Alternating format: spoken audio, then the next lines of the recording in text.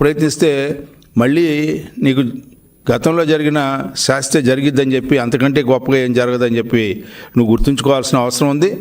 ఎందుకంటే ఈ రాష్ట్రంలో నువ్వేమీ చేయలేకపోయావు. రైతులకి న్యాయం చేయలేకపోయావు, ఫీజులు రీఎంబర్స్మెంట్ చేయలేకపోయావు, నువ్వు ఏం చేసావు? అన్ని బకాయిలు పెట్టావు. ఈ రాష్ట్రాన్ని అప్పులు పాలు చేసి 8 లక్షల కోట్ల అప్పులు చేసావని నేను చెప్పడం కాదు. పైగా నువ్వు ఏ రూపాయి ఎందుకు ఖర్చు పెట్టావు అనేది ఇప్పుడు వరకు కూడా కాకి నువ్వు సమాధానం చెప్పలేనటువంటి పరిస్థితిలో ఉంటే, నువ్వు దోచుకున్నావు, దొంగవి, దోపిడీదారివి. నువ్వు రాజకీయ నాయకుడు కాదు, ప్రతిపక్ష నాయకుడిగా మాట్లాడే హక్కు కానీ ఎక్కడ కూడా లేదని చెప్పి చెప్పుకోవాల్సిన అవసరం ఉంది. ఎందుకంటే ప్రతి పైసాకి జవాబుదారితనంగా ఉండాల్సినటువంటి పాలకుడు ప్రతి పైసాని కూడా దోచుకున్నటువంటి విధానం చూస్తే నీ విధానంలో చాలా స్పష్టంగా కనపడుతుంది. అందుకని ఈ రోజున గుర్తుపెట్టుకోవాల్సింది, ఇవాళ ఇంకా నీకు చెప్పాలని చాలా విషయాలు ఉన్నాయి. ఎందుకంటే నేను ఇంతకంటే ఎక్కువ మాట్లాడకూడదని చెప్పి మాట్లాడలేదు. కానీ ఈ రోజున ఈ రాష్ట్ర రాజకీయాల పట్ల నువ్వు చూపించినటువంటి విధానం వల్ల ఈ రాష్ట్రం 25 సంవత్సరాలు వెనక్కి వెళ్ళింది అన్ని రంగాల్లో కూడా. అంతకుముందు చంద్రబాబు నాయుడు గారి పాలనలో రాజధాని లేనటువంటి రాష్ట్రానికి రాజధాని తీసుకొచ్చి, ప్రజా రాజధాని తీసుకొచ్చి, పోలవరాన్ని తీసుకొచ్చి, ఆ రకంగా పరిశ్రమలు తీసుకొస్తే ఇవాళ ఏదన్నా ఒకటి ఉందా? ఎవరికైనా సరే ఉద్యోగ అవకాశాలు కల్పించావా? జాబ్ ఇస్తానని చెప్పావు. ప్రతి జనవరికి నేను జాబ్ క్యాలెండర్ ప్రకటిస్తాను. జాబ్లెస్ క్యాలెండర్ ప్రకటించినటువంటి దుర్మార్గపు నీతిని అవలంబించినటువంటి నువ్వు కాదా అని చెప్పి నేను అడుగుతా ఉన్నా.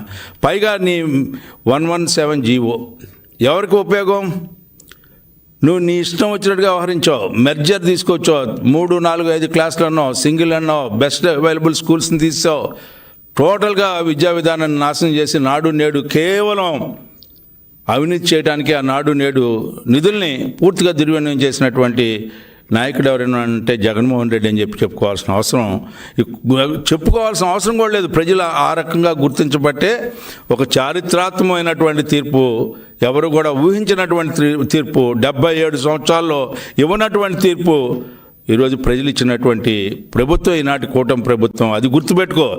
ప్రజలు ఘనంగా ఇచ్చినటువంటి తీర్పు ద్వారా ఏర్పడినటువంటి ఈ కూటమి ప్రభుత్వాన్ని నువ్వు ఎక్కడ కూడా ఏది కూడా కదిలించలేవని చెప్పి నువ్వేదో ఎంట్రుకలు అని మాట్లాడుతూ ఉన్నావు. ఎంట్రుకలన్నీ రాలిపోతూ ఉన్నాయి. ఇంక నీకు ఉండేది ఏమి లేదని చెప్పి నేను అనుకుంటా ఉన్నా.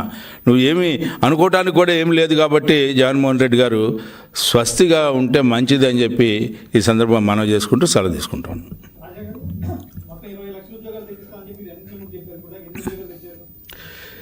మీ అందరూ కూడా 7 నెలల కాలంలో 6,33,568 కోట్లు పెట్టుబడులు తీసుకొచ్చినటువంటి ఏకైక ప్రభుత్వం కూటమి ప్రభుత్వం.